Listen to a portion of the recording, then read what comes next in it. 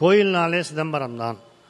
திருவாரூரில் பிறக்க முக்தி, திருவண்ணாமலை நினைக்க முக்தி, சிதம்பரம் தரிசிக்க முக்தி, வாரணாசி முக்தி அடைய முக்தி.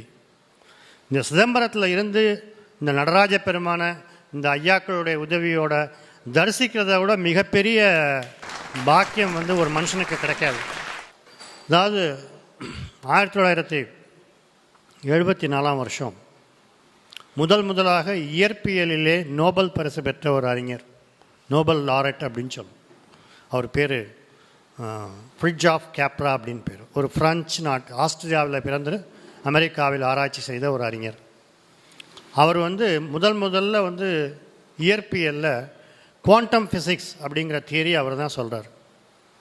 இந்த குவாண்டம் ஃபிசிக்ஸுங்கிற தியரி என்னன்னு சொன்னால், அணுவிற்குள் ஆற்றல் எப்படி உருவாகின்றது, அணுவிற்கு அணுவாய் அப்பாலுக்கு அப்பாலாயின்னு தேவாரத்தில் சொன்னது போல் அணுவிற்குள் ஆற்றல் எப்படி உருவாகின்றதுங்கிறது தான் குவாண்டம் ஃபிசிக்ஸ். அதில் ஃபஸ்ட்டு நோபல் ப்ரைஸ் வாங்கினவர் அந்த ஃப்ரிட்ஜாஃப் கேப்ரா. அவர் ஒரு புத்தகம் எழுதுகிறாரு. அந்த புத்தகத்துக்கு டைட்டில் நான் சொல்கிறேன், the Tao of physics, exploration of parallels between eastern mysticism and modern physics. இதுதான் அந்த புத்தகத்தினுடைய டைட்டில்.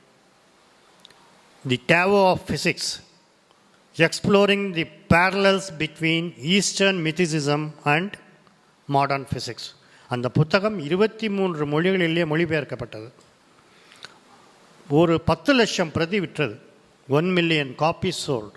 அதில் என்ன சார் அதிசயம், அதையே நான் இங்கே சொல்கிறேன் அப்படின்னா, அவர் சொல்கிறாரு, அவருடைய மாடர்ன் ஃபிசிக்ஸ் அந்த டாவோ ஆஃப் ஃபிசிக்ஸில் சொல்கிறாரு, the pattern in which the atomic particle move inside the atom creating energy and destroying energy is the similar posture of Lord Nataraja dancing சொல்றார். அணுவிற்குள் ஒரு துகள், அணுத்துகள் எப்படி சுழற்சி பெறுகின்றது என்றால் அது நடராஜர் நாட்டியம் ஆடும் தோற்றத்தை ஒத்திருக்கின்றதுன்னு சொன்னார். இது நான் சொல்லலை, நோபல் பரிசு பெற்ற இயற்பியல் விஞ்ஞானி சொன்னார்.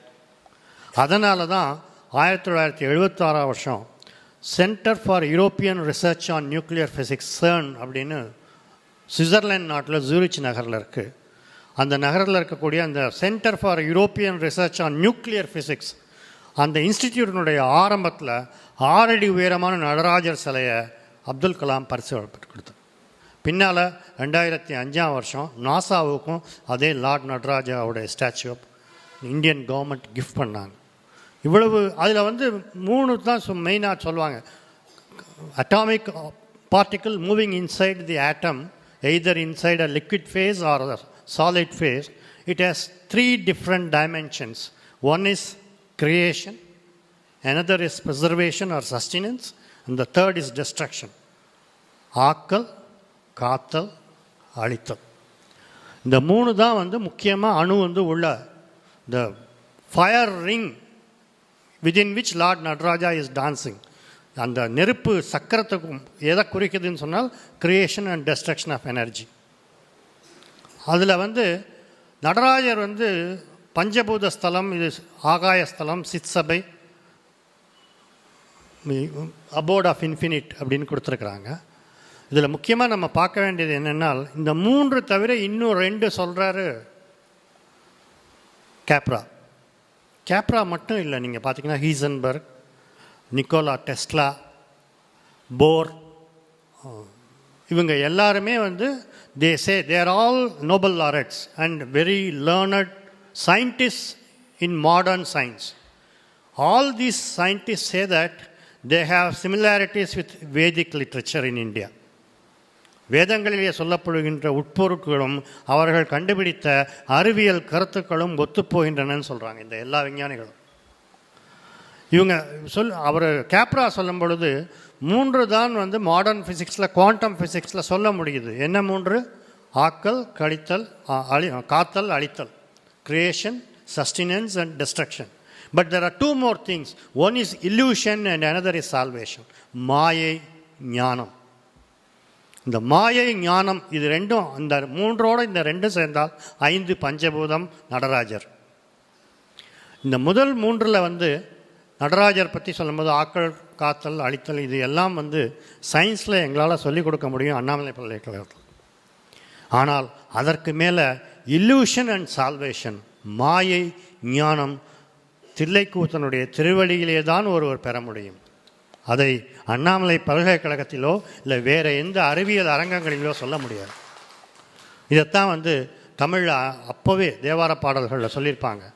மனம் என்னும் தோணி பற்றி மதி என்னும் கோலை ஊன்றி சினம் என்னும் சிறக்கை ஏற்றி சிறி கடல் ஓடும்போது மதம் என்னும் பாறை தாக்கி மறியும் போது அறிய உண்ணாது உணை உண்ணும் உணர்வை நல்காய் ஒற்றியூருடைய கோவில்.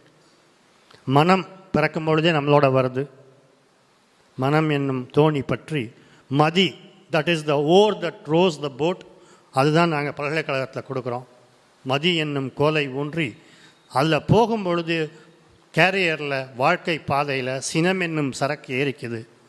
கடைசியில் எங்கே போய் முடியுதுன்னா தன்னுடைய ஆணவத்தில் மதத்தில் மோதி அழியும் போது வராது, முன்னாலேயே வந்து தில்லை நடராஜரை தரிசனம் பண்ணி அவருடைய திருப்பாதத்திலே நம்முடைய ஆன்மா ஓய்வு பெற வேண்டும்ங்கிறது தான் தத்துவம். அதைத்தான் அவர் வந்து ஆங்கிலத்தில் கேப்ரா சொல்கிறது, there are two more things, one is illusion and another is salvation, not only the essential three components அப்படின்றார். இது போல் இதையெல்லாம் வந்து சொல்லணும். கேப்ரா வந்து பார்த்துருக்குறாரு, அவர் வந்து ஒரு நோபல் லாரெட் ஆகிட்டார். அதுக்கப்புறம் வந்து ஹைசன்பர்க் சொல்கிறாரு, நிக்கோலஸ் டெஸ்லா சொல்கிறாரு, எல்லாரும் சொல்கிறாங்க. ஆனால் நம்ம உலகத்துக்கு எப்போ இதை சொல்ல போகிறோம் அப்படின்னா இது போன்ற ஆங்கில நூல்கள், சிதம்பரத்தினுடைய அரிய பெரிய உட்கருத்துக்கள் வெளியில் போகணும். அப்படிங்கும் பொழுது இதை இன்னும் பெரிய சபைகளிலே இதை பிரபலப்படுத்த வேண்டும். இந்த கருத்துக்கள் பலருக்கும் போக வேண்டும். இது வந்து ஒரு ஆன்மீக தலமாக, ஒரு ஸ்பிரிச்சுவல் டூரிசம் ஸ்பாட்டாக மாறணும். அப்படின்னா இந்த மாதிரி புத்தகங்கள் இது போன்ற இதை வந்து இந்த ராமலிங்க தீட்சிதர் ஐயாவும் சேமசபேச தீட்சிதர் ஐயாவும் மற்ற தீட்சிதர்கள் அனைவருக்கும் சிறந்தாழ்ந்த வணக்கம், வாழ்த்துக்கள். மிகச்சிறப்பான பணி. இதில் எனக்கு ஒரு சிறிய பங்கை கொடுத்தீங்க. சிதம்பரத்தை நாடி உலகம் வர வேண்டும், அதற்கு இந்த புத்தகம் ஒரு வழியாக இருக்க வேண்டும். நான் மறுபடியும் சொல்கிறேன், பொருளில்லார்க்கு இவ்வுலகம் இல்லை, அருளில்லார்க்கு அவ்வுலகம் இல்லை.